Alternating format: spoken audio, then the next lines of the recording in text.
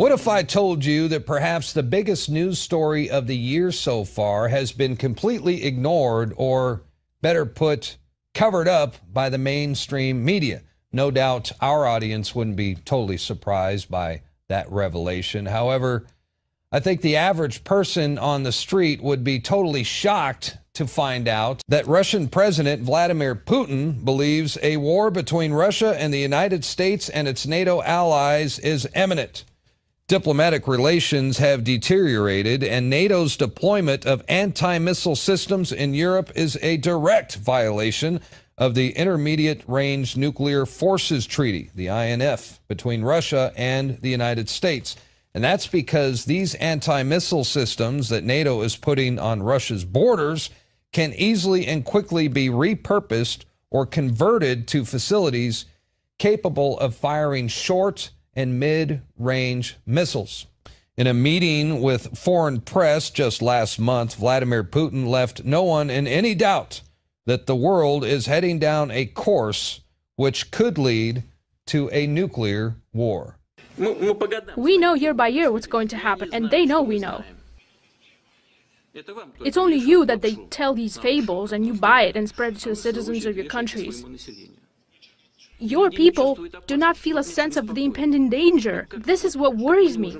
How do you not understand that the world is being pulled in an irreversible direction? That is the problem. But they pretend like nothing's going on. I don't even know how to get through to you people anymore. Now, this was probably one of the most important political speeches since the run-up to World War II. And most historians agree that we are seeing a lot of parallels right now to the start of World War I and World War II. Russia says the U.S. is making it more difficult for them to avoid the outbreak of large-scale conflicts. Vladimir Putin just signed a document declaring NATO a threat to their national security. He also says we are on the brink of war, and the fact that you are not hearing about any of this on the mainstream news shows just how controlled the media is. We are witnessing one of the most unstable times in human history. And we're joined now by former Assistant Secretary of the Treasury under Ronald Reagan, Paul Craig Roberts, the father of Reaganomics. And I'm glad you're with us this evening, because it looks like Russia is no longer playing games.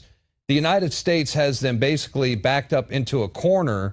And I wanted to get your take on Vladimir Putin's speech last month, where he warned about the possibility of a nuclear exchange with the United States, and also get your take on why you think the mainstream media just remains silent on this story. I think it's a big story, yet nobody's talking about it. Why?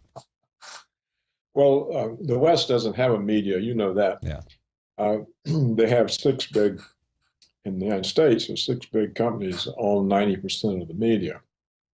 And basically, it's not allowed to function as a media. So you don't get any news. You just get the propaganda from Washington and from the corporations. That's all you get from the American media. And, you know, we have this former German editor who wrote the book. He said that he was on the CIA's payroll, and so was every significant journalist in Europe. So, and this goes all the way back to the days of Operation Mockingbird. I mean, the CIA pretty much infiltrated, and other intelligence organizations as well. They infiltrated our media from the very get-go. That's right. But of course, now it's worse, because the media in the United States is concentrated. It's now in 6 hands. Yeah. So that makes it even easier to control. So what Putin was, he was speaking to journalists, I think not just Americans, but all of Europe. Yeah. And what he was telling them was that they, by repeating propaganda about Russia and accusations against Russia, they were enabling the United States and NATO to keep putting military-type pressures on Russia, and that at some point these pressures would no longer be tolerable by Russia. They simply won't accept them, I think particularly he means the missiles in Poland and Romania, because these missiles can be put there as ABMs, anti-ballistic missiles, but they can be very easily changed into strategic nuclear attack missiles. So you think this is a violation of nuclear arms treaty back to your day when, you know, Ronald Reagan signed the nuclear arms treaty? It was the IMF treaty. And because these aren't just anti-nuclear missile systems, like you said, they could be converted almost overnight into ballistic missiles. We're talking short range and medium range missiles. Am I right? That's right. If you convert them into nuclear attack missiles, then Russia's deterrent is no good, because within 5 minutes they would have hit all the targets in Russia. So he's made it kind of clear that he's not going to accept that. And he has said over and over, I keep telling the Americans and the Europeans, and they don't hear. They don't hear.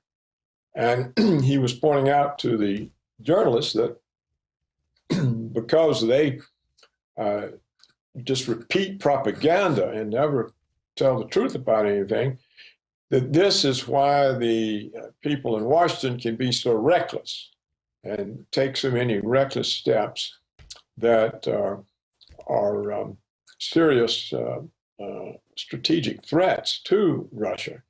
And if there was a news media reporting facts rather than propaganda, then the United States would not be able to behave in such an aggressive and reckless way.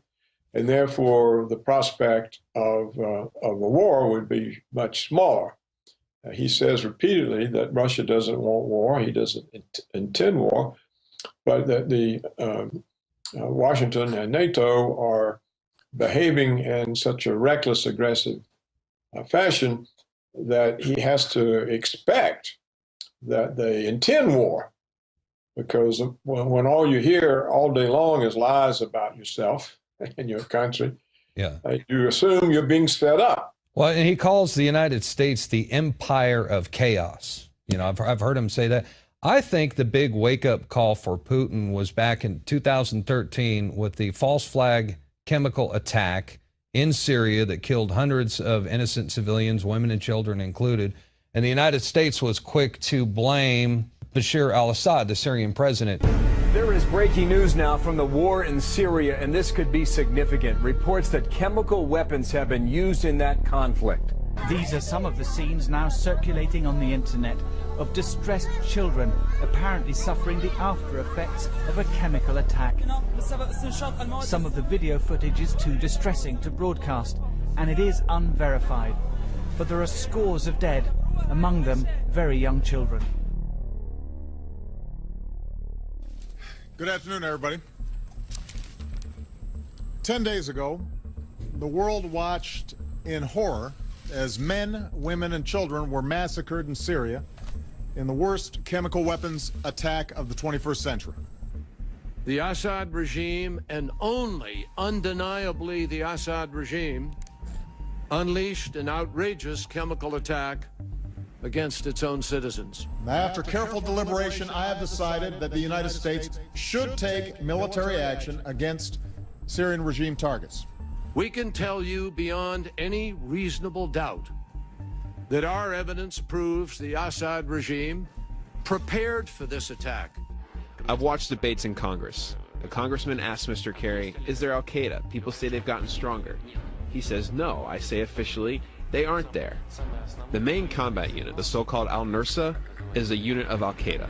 They know about this. It's not pleasant for me to see this. Well, we communicate with them and assume that they are decent people. He lies openly, and he knows that he lies. We're not really positive who set off the gas. I mean, the group that's most likely to benefit from that is Al-Qaeda. Did President Bashar Assad gas his own people? Not according to a growing number of skeptics, including Alex Jones, syndicated radio talk show host. I don't know who launched the chemical attack, but all the evidence leans towards the rebels having the motive to do it. And the Russians have put out a new report saying they have proof the rebels did it back in March of this year.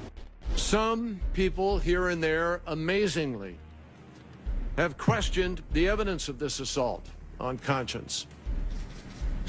I repeat here again today that only the most willful desire to avoid reality can assert that this did not occur as described, or that the regime did not do it. All right, so what kind of proof is there that the rebels would do this? I mean, the rebels supposedly are supporting the people of Syria. They would actually sacrifice their own people in order to draw America into this war to start World War III? Well, look, the rebels are made up of jihadis, al-Qaeda, and some domestic Syrians, but around 60%, many studies show, are al-Qaeda, are jihadis. They've been wiping out whole Christian villages. So I don't think the rebels represent the Syrian people. I believe you will not deny the fact that one hardly should back those who kills their enemies and eat their organs and all that is filmed and shot. Do you want to support these people? Do you want to supply arms to these people? Does your gut feeling tell you that that was a false flag carried out by Western powers? Oh, I think it's been established that that was the case. Well, the alternative is that some sort of false flag was in the working, and the people handling the chemical weapons didn't know what they were doing and set them off accidentally, prematurely. But you just don't, I mean, you don't know. We wouldn't be able to find out. But I think that he saw that the United States intended to invade Syria. That's what the line in the sand that Obama had been talking about all this time, that we're not going to invade Syria unless they use chemical weapons against their own people, and then we're going to invade. So then when we had this incident that they could blame on Assad, Obama was getting ready to invade, and Putin wasn't going to stand for that. And he simply said, no, we're going to solve it diplomatically. And basically what the Russians did was they just took control of the Syrian weapons and removed them from Syria. So this blocked the excuse that Obama had for attacking Syria. And they did more to ISIS than the United States could do in 2 years. However, we got to remember the fact that the United States are the ones that were instrumental in creating ISIS to begin with. And that's another thing that Putin has said publicly, that the United States is fully aware. You know, we've seen the weapons drops that somehow magically, mysteriously end up falling in the hands of ISIS. And Putin has been very vocal about this. So it's kind of an embarrassment to the Obama administration. But at the same time, no one really knows about it unless they're watching independent media like InfoWars, Breitbart, what have you. But you're not going to learn the truth from watching mainstream television. No. The media in America, the print and TV media, is a propaganda ministry. Yeah. It lies for the government, and this is what Putin was telling them at St. Petersburg. And he was pointing out that this is really very risky, because it encourages more reckless actions by Washington and NATO, and that there comes a time when Russia simply can't take the risk of these actions. And so he's telling the media, if you don't do your job, you are leading us into war. That's basically what he told them. And he's right, he's correct. I've complained about it constantly in my columns. So but even if they get the message, you see, what can they do? Because they're not independent. They come back and they try to write a story like that, and the editor says, what are you going to do, get us both fired? You can't write that story. And so it doesn't do any good for Putin to tell them that, because even if they understand it and catch on and believe him and see the point, they can't do anything about it. They can't write independently because there's no longer an independent media. It's not there to discuss issues, to find out things. It serves as a propaganda ministry, and therefore it has to lie for the government and repeat the government's claims and allegations against Russia.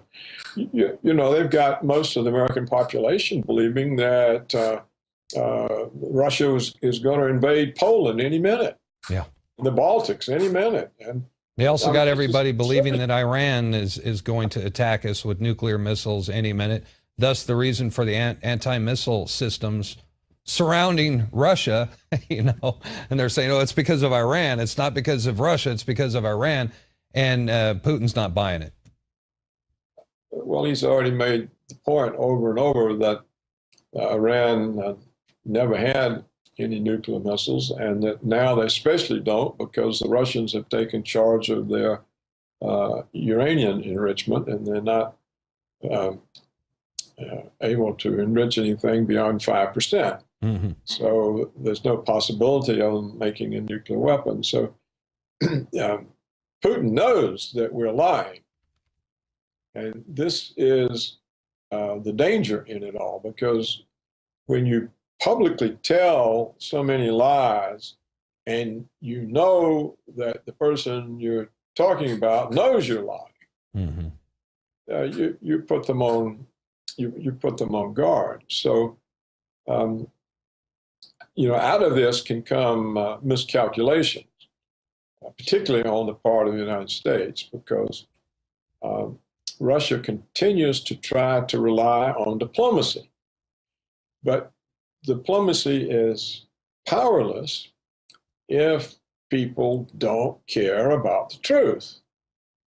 And that's the case in Washington and with the NATO officials. And if the journalists can't challenge Washington and NATO because they don't have the independence to do that, then diplomacy is at a dead end. And so the minute that Putin and Lavrov finally give up on diplomacy and realize that it's a dead end and nothing can come of it, then there's nothing left but force confronting force. Well, and that's basically what he's saying. He's saying that Russia does not want a war, but they're ready for war, and they're not afraid to fight it. And I know that last anti-missile system is set to be in place in Poland in 2018. I just don't think that, you know, I think that might be pushing them too far. So I don't think they'll stand for it. Yeah, I don't think they're going to stand for it. And who could blame them? You know, they're completely surrounded. Let me switch gears just a little bit. And what does a U.S. presidency, what is a U.S. presidency going to look like under Hillary Clinton versus a Donald Trump presidency? Well, we know that in like 1 minute, if you could, you know.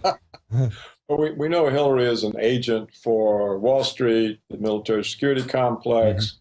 Mm-hmm. She's in with the neocons. She says Putin is the new Hitler.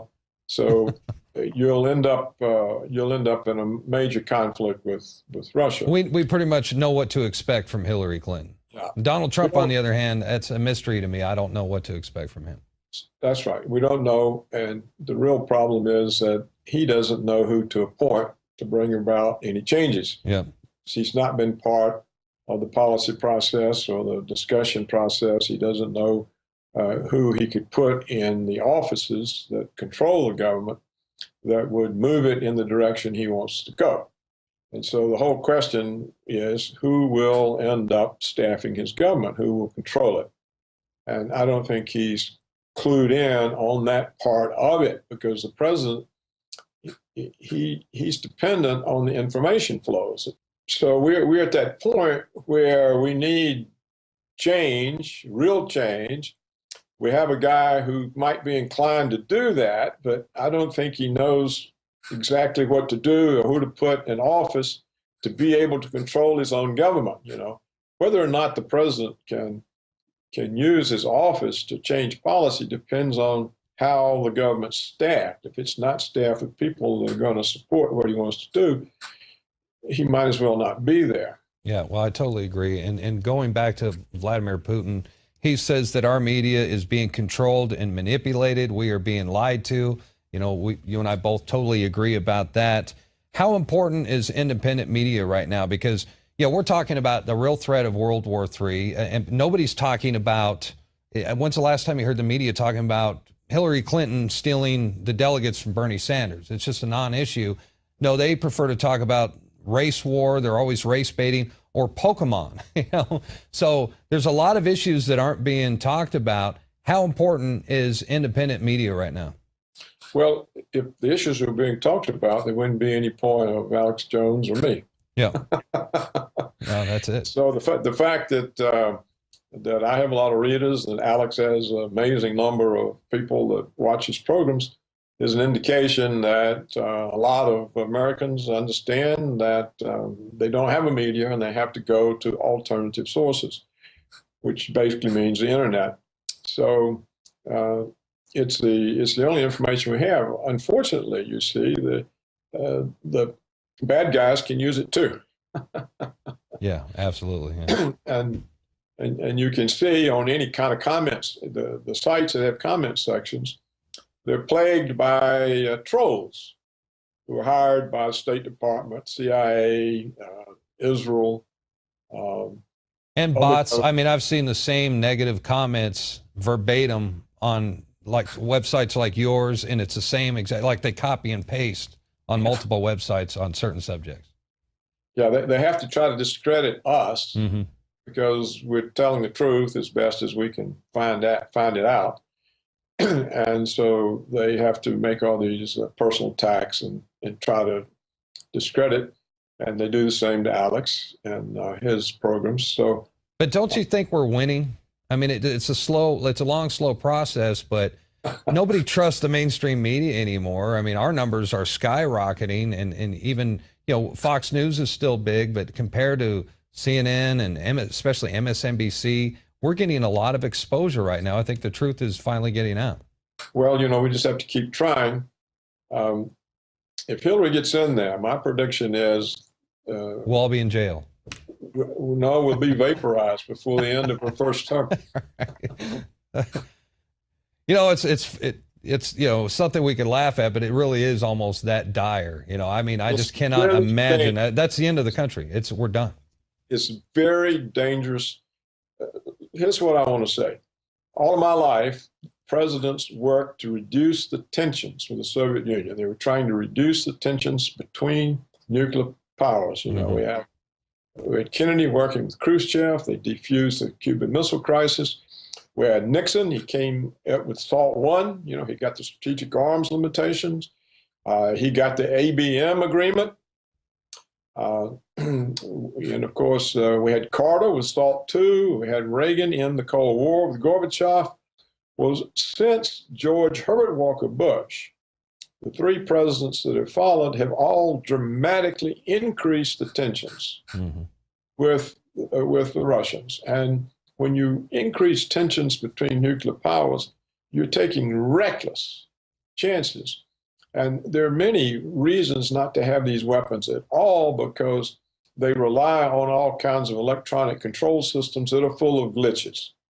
William Perry, who was the Secretary of Defense for Bill Clinton, he's written a book, and he's online in an article, and he says that because of the failure of a 49-cent computer chip, NORAD's computers sent the message to the Pentagon that the Russians had launched 220 ICBMs toward America.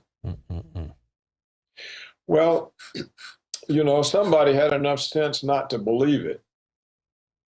But when you have the tensions raised like they are now, and everybody's told that Putin is putting back the empire and he's going to invade, and he's doing this and doing that, then that type of false alarm becomes more believable.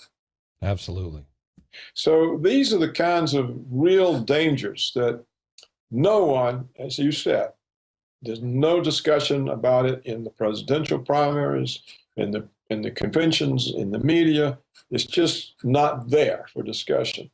And yet this is the real risk that hangs over the head of all of humanity. In fact, all life, the animals, the plants, the birds, everything is threatened by the mere existence of these weapons. Well, and it was Albert Einstein who said, I know not with what weapons World War III will be fought, but World War IV will be fought with sticks and stones.